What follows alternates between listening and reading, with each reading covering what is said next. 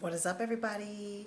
J Nell here with my UFC 188 prediction video. I'm super excited for this. It's in Mexico City. Let's get into it in 2 weeks. Let's talk about it now. First up on the prelims, I'm choosing Henry Cejudo to beat Chico Camas. Now, on to the main event, I'm choosing Tisha Torres to beat Angela Hill. I'm choosing Yar Rodriguez to beat Charles Rosa. Now, we have my boy, Kelvin Gastelum, who I'm really disappointed in, fighting Nate Marquardt at 185, which is why I'm disappointed. He should be fighting welterweight, but he can't make weight. The last fight against Tyron Woodley, I believe he missed it by 10 pounds, 7 to 10 pounds, because he got sick in the process of trying to cut the weight. I'm choosing my boy. I'm choosing Kelvin. But it's just frustrating that he's at 185. Look, last time he said he didn't want to spend the money on Mike Dulce. Then don't spend the money. Do the research. This is a discipline issue. If you look at him, he's not Tyron Woodley. He should be able to make a welterweight. Okay, he's not a stock or chock full of muscle. No room to drop any weight. No, that's not his physique at all. So get it together. I hope you win this fight so you can move back down to welterweight where you belong in the first place. Now, Nate Marquardt also fights, he goes back and forth, fights welterweight too, so I don't think he's going to be too much bigger than Kelvin Gastelum. He's a black belt in Brazilian Jiu-Jitsu. Kelvin Gastelum is just a super smart fighter. Wrestler first, really strong, really durable, can take a punch.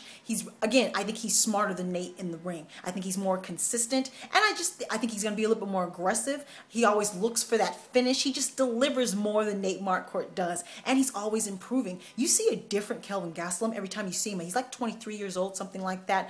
So we see new things from him. He looks like a different fighter every time we see him. Again, high hopes for him. High hopes he can get it back together and get back down to the weight class, which I think he'll be more dominant in. Who knows? We'll see from this fight. Again, Nate Marquardt's not a huge man, but who knows? We'll see how he performs at 185. But I'm picking Kelvin Gastelum. Now, next up, co-main event. And we are seeing Gilbert Melendez take on Eddie Alvarez. Eddie Alvarez got hurt right after the Cowboy Cerrone fight, which he had a good showing, especially coming in.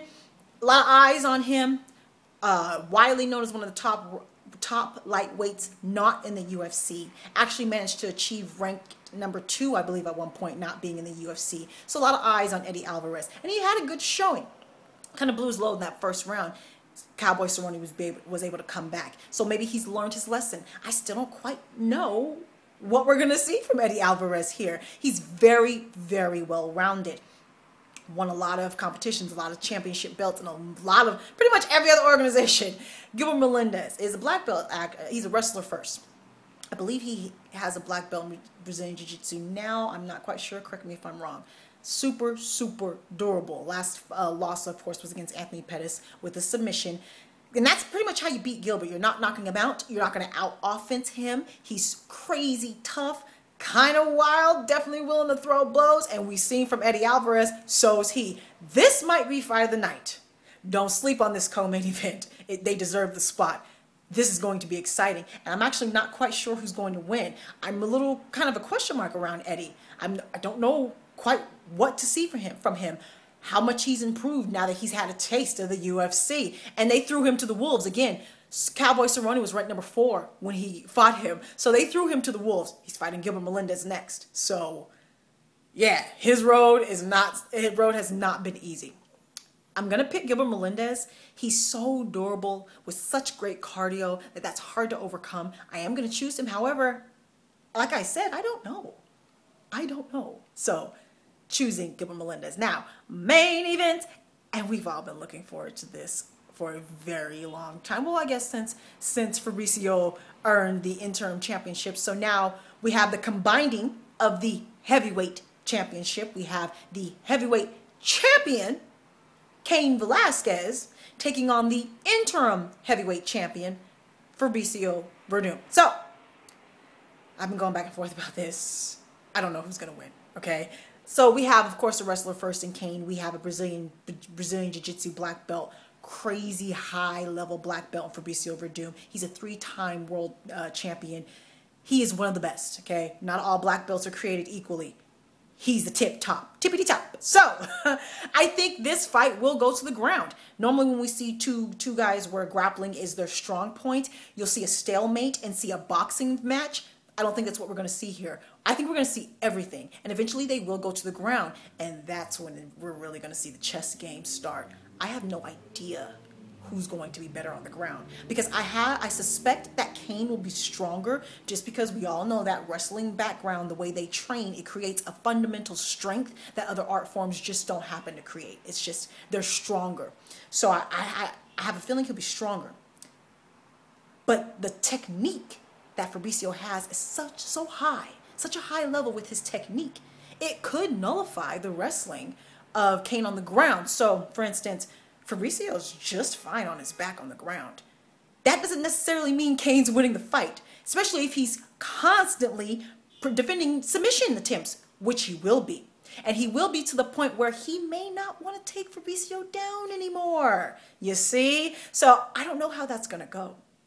Cain's got to be very careful when it gets to the ground. He has submissions too, not like Fabricio.